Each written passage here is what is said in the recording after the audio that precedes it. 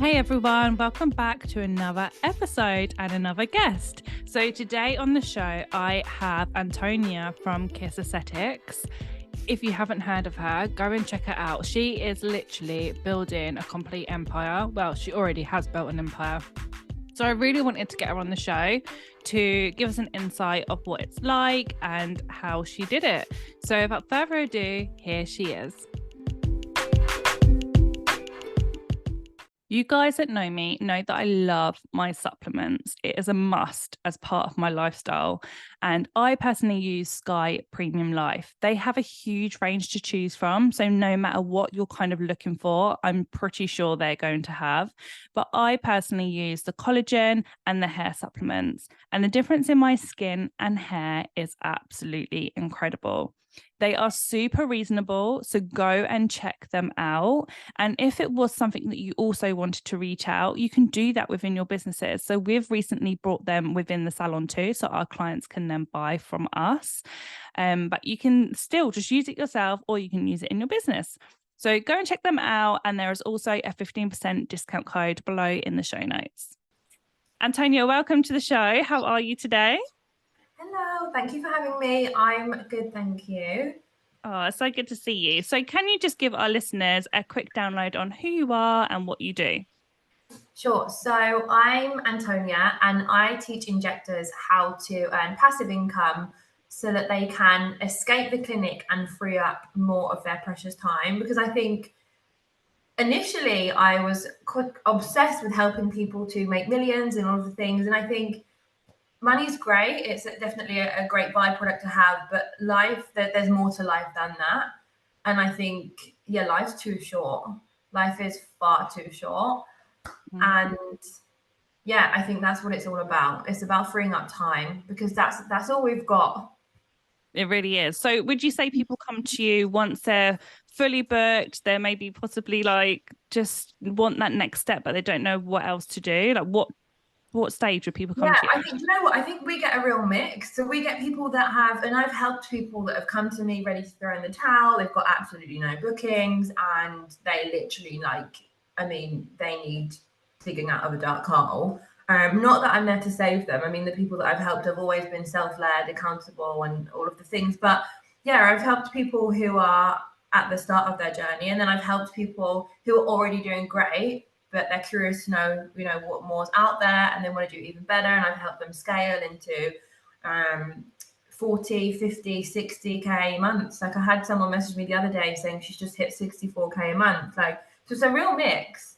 People that I help, but they all ultimately want very similar things. And it is just more time with their family and time freedom. Because I think that's where people in our world get stuck, because people are like, I want more time, but then actually a lot of the time we're making ourselves a lot more busier that then we definitely do not have any time.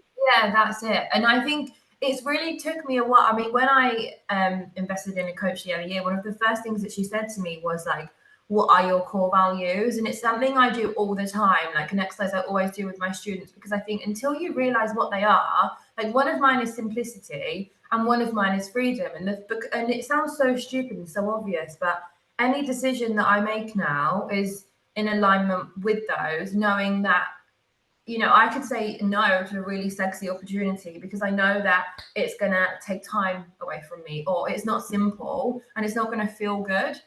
But if you don't know that, then, I was on a one-on-one with someone the other day and they were just feeling overwhelmed. I was like, because you keep saying yes to everything. And if you keep saying yes to everything, you're actually saying no to yourself. Yeah, definitely. Yeah.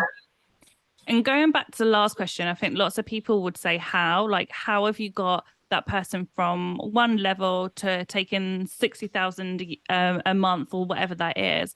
Like, are you steering people into like online courses, or what does that look like? I think a great coach will always lead by the client, in that for me it's really important to establish what they want from life. Like, we're so lucky as entrepreneurs that we get to create whatever we want to create, and it doesn't need to look like the next person or what someone else does. So I think it's really important that we're facilitating growth, but not sticking them on this trajectory that everyone else is on. Because if that doesn't align with them and their core values, then it's never going to work. So I think the reason why myself, and I know you, get great results is because we look at the person as a whole and what fuels them, what makes them tick. And I think that's the key driver to success, because you're never going to be able to scale in something you don't enjoy or that doesn't feel right. And I've fallen down that hole before, where I've done this big program because that's what everyone else was doing and that was what was going to bring the money in. And guess what? It did. But did it make me happy? No. Yeah. So yeah, I think it's following what makes them tick and then working with that. Yeah, it's very similar to, obviously, you're more aesthetics based, I'm more beauty based.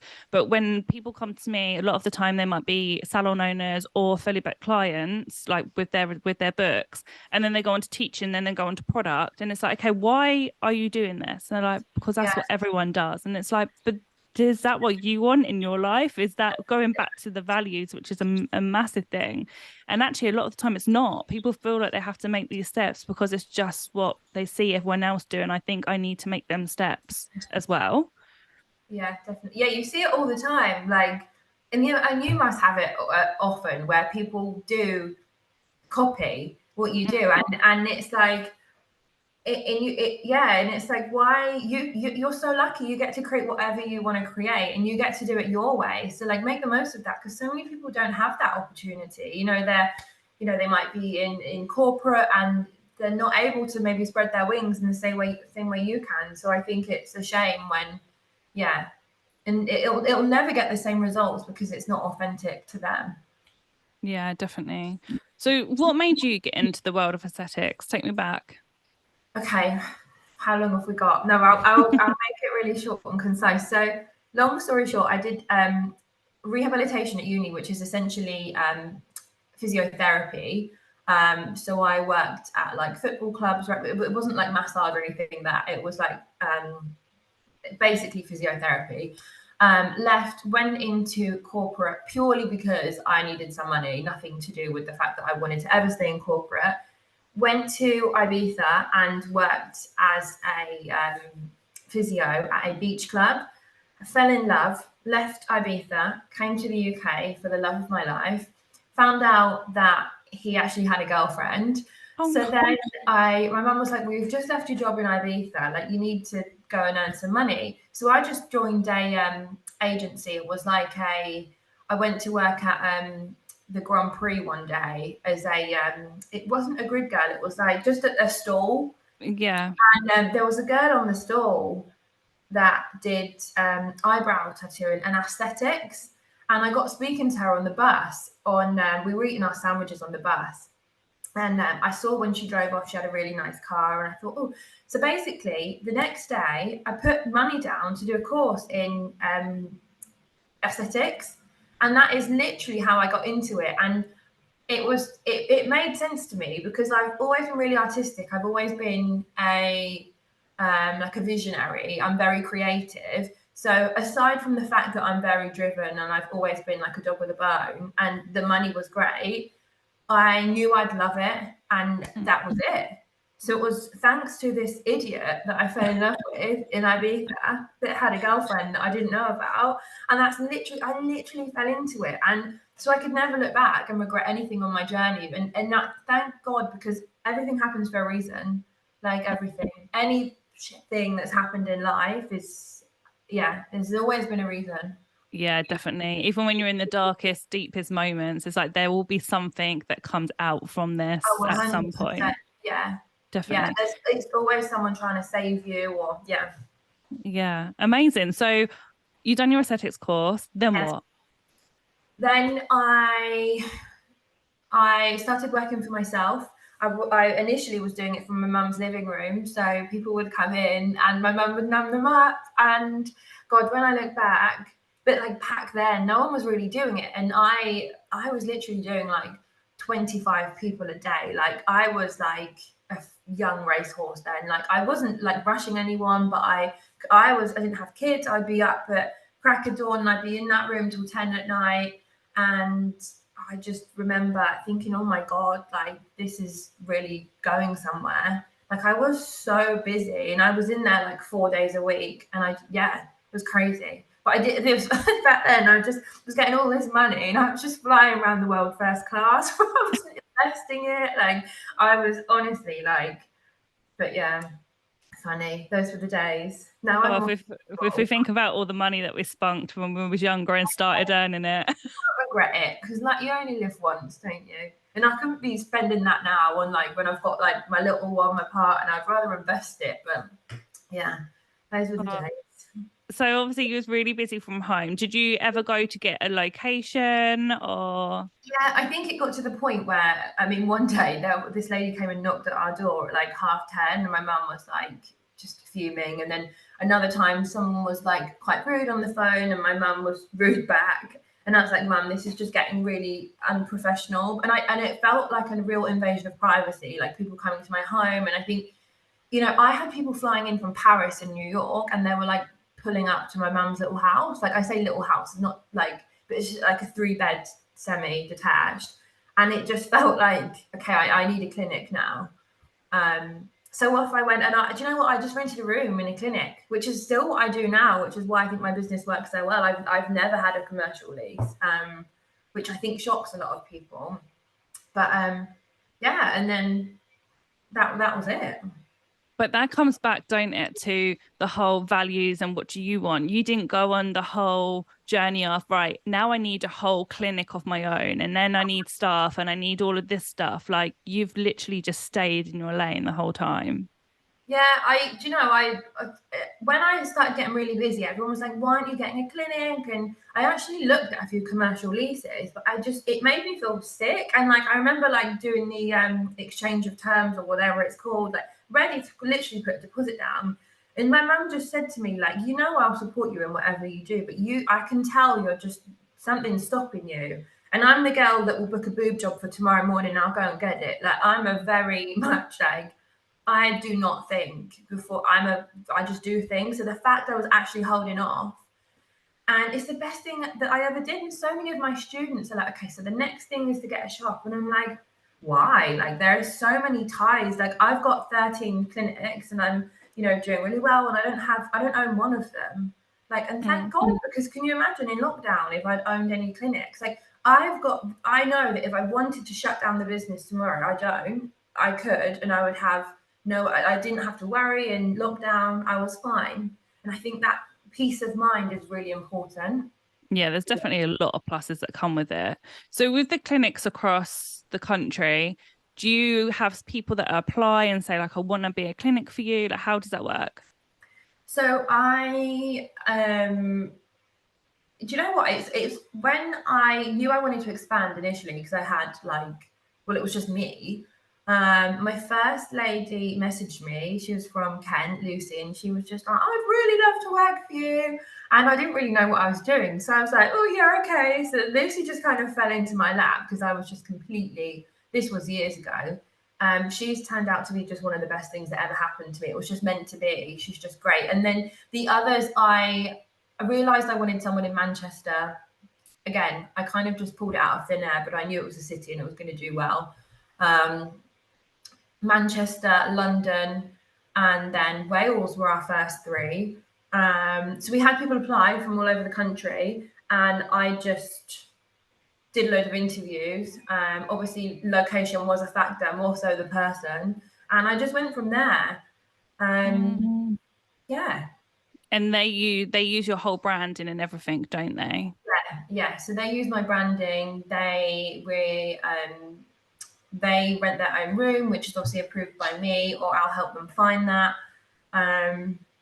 Yeah, that's kind of how it works. It's really simple for me because again, I'm not having to like pay wages or anything like that. Like they get a really clean split, which obviously not going to give too much away, but yeah, that's how.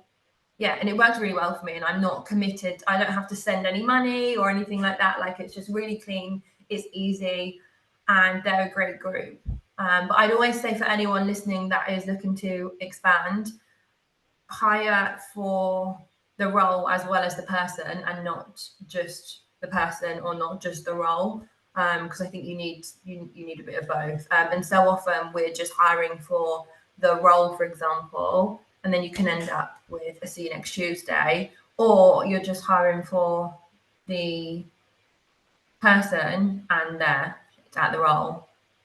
Yeah. Yeah. Yeah, definitely. It sounds like we've got training academies across the country, and it sounds similar to that as well. Which is a good way to scale for sure. So obviously you've created this huge business. Obviously you've got the coaching, you've got the locations, etc.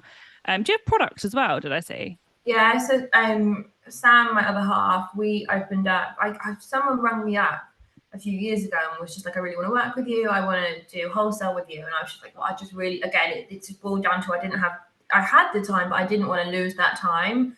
But I knew I had a massive client base, and my partner could literally sell ice to Eskimos. I don't know if that's the so he he took that over, and within 3 months he'd quit his job, and he was on bloody good money. So he does the products and does the wholesale basically, which goes hand in hand. It works obviously because I already had a customer base. So Yeah, definitely. So obviously with scaling the companies how you have, was you brought up around business, or is that something that was completely new to you and you've learned along the way? No, so not really. So my mum was an air hostess. I always had whatever I needed, but we weren't like rich. I mean, I was an only child, so I got what I wanted.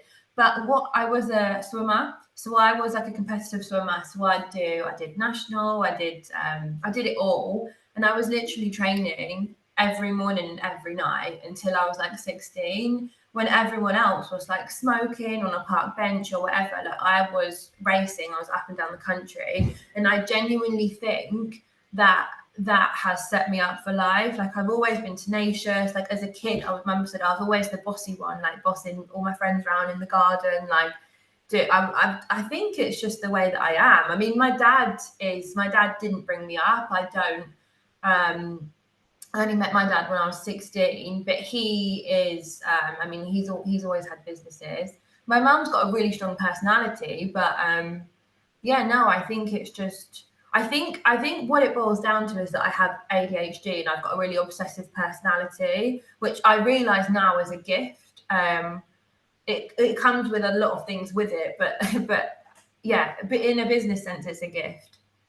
Some of the strongest business people have ADHD, don't they? And I think, and it's it's crazy, but I just think because I'm so obsessed, it's shit because sometimes with that comes anxiety, which I'm learning how to navigate. I get shit done because I have to get it done, because if I don't get it done, I can't relax. Mm. Which yeah, but I definitely think it's my biggest gift now. So anyone listening, like yeah, it's a gift. Yeah, for sure. It's your superpower. So, where do you think you learned most of your business skills? Was you a love listening to Yeah, podcasts? Was you a book reader? do you know what? A lot of it was definitely trial and error. And where have I learnt my business skills? I mean, I read a lot. I listen to podcasts a lot. I'm always like reading like self-help books. I've read a lot of like Russell Brunson stuff.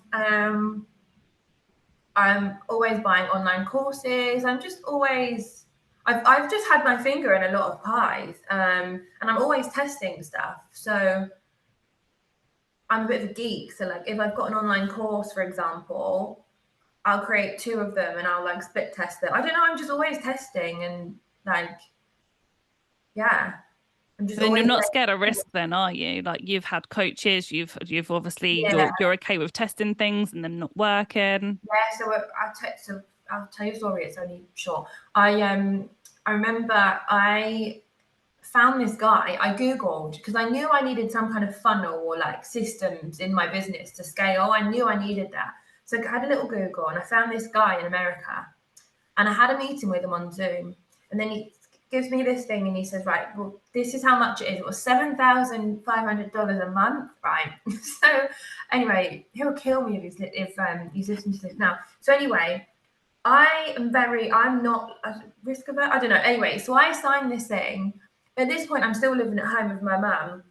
So I come into the kitchen one day And she's done a load of research on this man who I've just signed my life away at 7,500 a month, and he's doing systems, processes, sales funnels, all of this shit. And he's got his picture on the fridge and listed a load of stuff about him. One of them that he was like a Pepsi Coke truck driver, and he was like, are you really gonna fucking listen to this man? Oh no. Yeah, so literally I'm literally thinking, shit, like I've just agreed to £7,000 a month. I've already, anyway, fast forward a year and mum's like fucking loving life, like on flying first class with me, because I've scaled to what we doing, like 100, 120 grand 1 month, like all because I took that risk. And it's so hard. And I know so many people listening to me will be in that position. Your friends and family, you want them to be the people that are telling you to go ahead, but often they're the people that are pulling you back and giving you that resistance and telling you not to go ahead. And it's really hard. But some of the, obviously you have to weigh it up, but some of the best decisions I've ever made have literally made me feel sick with anxiety. But it just boils down to the people that succeed in life are the people that are prepared to step out of their comfort zone and remain in that growth zone with a growth mindset, and they fight through that imposter syndrome. And it still comes. I don't think you can ever get over that, but you have to just push through. Like, I'm not saying go and piss a load of money down the drain. Obviously you have to weigh up the risk, but yeah, you have to be open to taking risks if you want to push through the upper limit. Yeah, I completely agree. My friends and family, I'd say with most people's friends and family, it's more of a protection thing, isn't it? They want to protect you. They're scared, well, what if this doesn't go wrong, etc. But the amount of times I'll go to my friends and family that, oh, God, especially my family, oh, not again, or oh, you know, what are you invested in next, or what risk are you taking now? And it becomes an ongoing joke. But I think when you're made a certain way, you have to take the next risk, because it's like, okay, you need that next growth, and you can only do that with taking the risk. So I'm guessing this guy wasn't a con artist. No, luckily not. Which is bad. I did need to do more due diligence, but this was years ago. He wasn't the reason. I mean, I obviously had to be self-led and do all of the things, but he was a facilitator, which I think is what was needed at that time. I had all the ideas, but he really helped me facilitate them. But I was just going to say, getting back to what we were talking about, don't listen to people that don't have money tell you or advise you on how to use it, I think is what I learned. And when people were giving me advice on money, unless they had significant investments or, you know, you had a real handle on their own money, I thought, I don't kindly thank you, but no, thank you. I'm okay. Yeah, definitely. I agree. And I think that's why I'm always drawn to people that are really successful and do have the money, and they do have the investments, because for me, I'm like, how? I want to know more. What can you teach me that I don't know? Like, I want to get everything from everyone. Yeah, definitely. Yeah. What would you say has been one of your biggest struggles in business so far? Because I like to be very open with everyone, whether that's on socials or when it comes to the podcast, because people will look at us and be like, oh, they've got this, they've got that. It's okay for them to talk like that, but don't realize there has been a struggle along the way. Yeah, of course. I've got so many answers for this. So I'll start off with the fact that how I live my life now is not how I got to live my life when I started. So, like, I remember traveling up and down the country. I literally didn't even have the money for petrol. I had to like beg people for the petrol money just to go and do a client. And I wouldn't make any money on it. It was just so that I could either get the pictures for promo or, you know, whatever. Like, I think not everyone, but some people step into the industry with this sense of entitlement that they just get to go do and have all of this money straight away. And it's like, we all have to start at the bottom and work our way up. You're not like, you don't just deserve to come in. I'm not explaining it very well, but I think people forget that I really did start from nowhere. And I'm sure I was working at my mum's living room. I used to turn up to some people's houses and like work in, like, bearing in mind, sometimes I didn't feel safe because I'd be in a really unsafe area and I might have traveled an hour and a half, and I'd be in like a dingy room with a little like light on doing what I was doing. And people don't see that. And then like I'll train people and they straight away, they're like, oh, well, I'm not doing it for this now. And I'm like, hang on a minute, like remember like where you started, like you, oh, I don't know, it just annoys me that people have this sense of entitlement and they don't see the graft. But my biggest struggle was definitely, sorry, my ADHD brain, if you can't tell, and I'm a generator in human design. And I think there's this mismatch between the fact that I'm a generator, I'm constantly wanting to do things, but actually I've created a life and business where I don't need to. So, like, for example, today I have nothing to do because I'm very organized. I've got all my shit done, and I'm just all, yeah. But I know that I'll be, if I just spend the day out, I'll get really stressed because I need to be doing. And yeah, I think that's definitely my biggest struggle. And even if you get to that abundance zone, I call it, even the, you still want to do be and create. That's why so many like really rich people are still doing what they're doing, because at their core they actually love it, and that's what turns them on, like that's what lights them up. So you never really get to stop working. But yeah, I think I don't really know if I've answered that very well, but it's definitely, I think the biggest struggle in anyone's business is always going to be up here. That's always the biggest struggle. Yeah, I must say I struggle with that. I'd say it's one of my biggest struggles as well, is that everything in my company's work like clockwork. The teams are there, Yeah. everything's working itself. But then if I was to have a day where I don't have anything, I would definitely feel stressed. I'd be like, I need to make work, Yeah. like be there, It. so I feel like I'm doing something. Or I'll think of a new idea. So then I'm like, well, I'm going to work on that then. I can't seem to just chill. Like I can't do that. But it's an addiction, isn't it? That's the problem. But it's a good addiction to have. As you were saying, it is a gift. Yeah. So Yeah. yeah. I would definitely prefer to be addicted to business and other things, so it's all good. Yeah, for sure. Yeah. We're doing all right. Definitely. Was there a point in your career where you was like, oh my God, this is actually working? Like, was there a turning point where Mhm. you was like, yes, this works. I'm going to carry on doing this?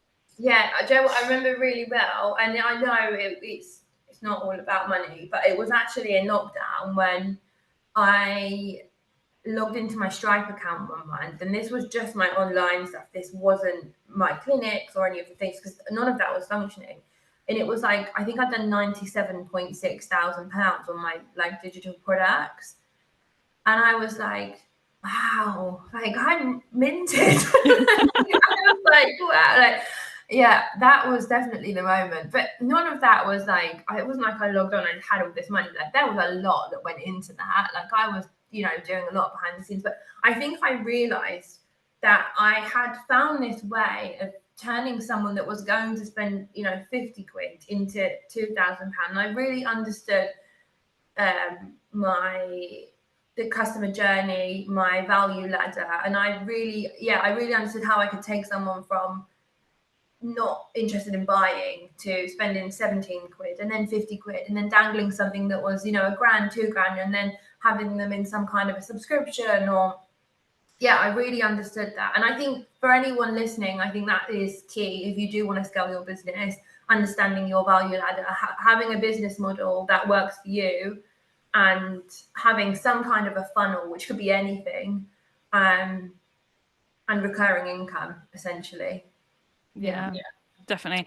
How did you, obviously lockdown was obviously amazing for you then, if you was making that much, everyone was like on I really furlough. did, like, and I didn't have children at that point, which I also appreciate, and I just want to acknowledge like all the mamas out there. Like I fully appreciate when I was in this initial growth mode, I was not a mum. So keep going. Like it isn't. I think so many people who don't have kids maybe don't appreciate that it's not as easy. You can have all the will in the world, but kids are hard. Like they take up a lot of time. So you might get there a little bit slower, but you still get to get there. So yeah. How have you found, now you've got your little boy, he's 1.5. How Yeah. have you found that kind of transition from like being able to be fully focused on your business to now actually being a mum above everything? Yeah, it can be hard sometimes because if I've got an idea, I want to do it now. Like I'm not patient. Like I do it now. If I want to paint the wall bright pink, like it's pink before I've even, like, do you know what I mean? That's just what I'm like. So It's been hard, but equally, it's been the greatest gift, because without having the business that I have, like some days I wake up and I'm like, oh, can't be asked. Let's like, so I'll take him out. Like I don't know, I'll go to like Legoland or like wherever I want to go with him. Or like, I'm really lucky with my partner. He's obviously in the wholesale. He's got someone working in there. So like the other day I was like, oh, just the weather's fucking shit next week. Let's go to Turkey. Like we never got to go in the end because Elvis was ill. But we're so lucky that we get to. I forgot the question. This is what I'm You can like. just you can just create the life you want. But yeah, about what's been the difference between being a mum while having the business? Do you feel like it Yeah, stunted anything, or do you think I think you'd already you, grown? I think the swings and roundabouts. I think it can definitely make you move slower, regardless of who you are. Because unless you're an octopus, you can't do it all. You can't hold it all, and you're not meant to hold it all.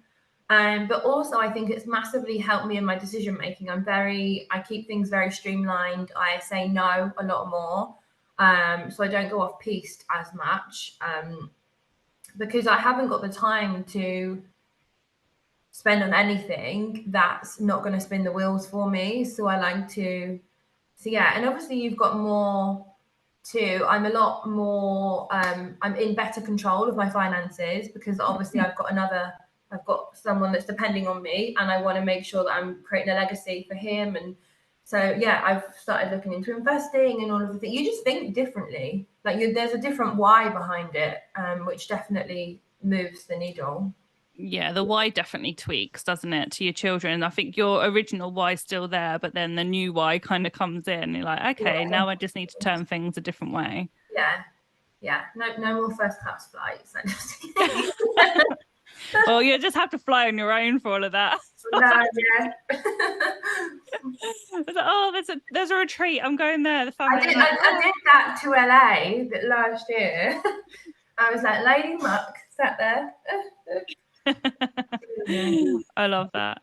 And then lastly, before I let you go, because I know obviously you've got a day planned. So what would you say for those that want to start scaling their business? So they've already got their aesthetics business, they've got their clinic, they're busy. What would you say is their next steps to start scaling?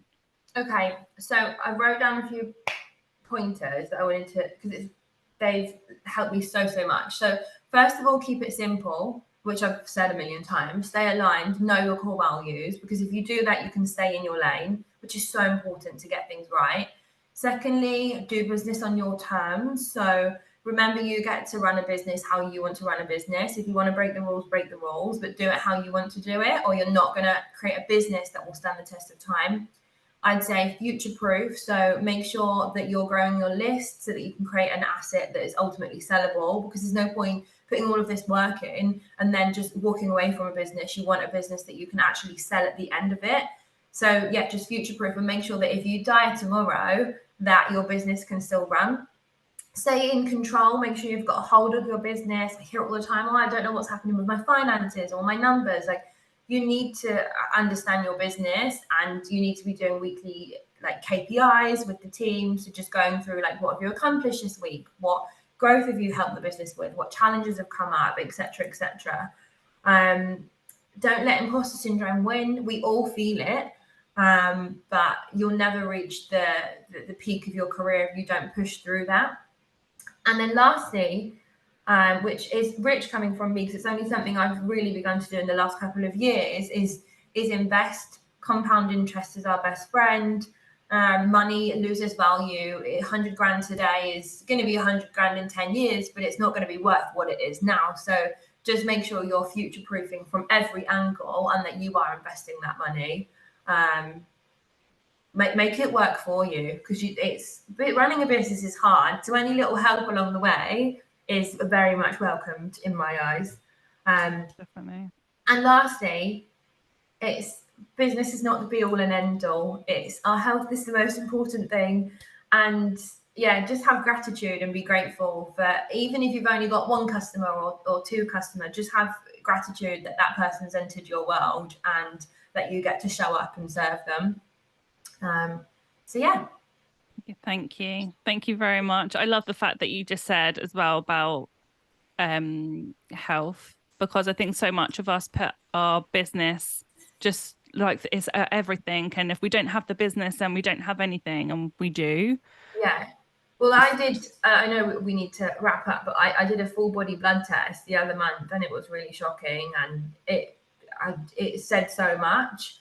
I think it's really, yeah, and I'm so grateful that I did that, because if I hadn't have done that, I wouldn't have made the changes, and things could have gone really south. So yeah, just your health is key. If you don't look after your health, then yeah, you've got nothing. So make sure that, yeah, you're doing that. But and it affects your immune system, it affects your cardiovascular function, it affects everything. Yeah, Your definitely. fertility, like yeah, so important. So yeah. Definitely. Where can people connect with you? So you can connect with me over at kissempire.com, or over on my Instagram, which is kiss_aesthetics_empire. So yeah, thank you so Perfect. much for having me. I've loved it. You are so welcome. We'll put all the links in the show notes. So if you want to go and check out everything that Antonia and Kiss do, then you can go and do that. But thank you so much.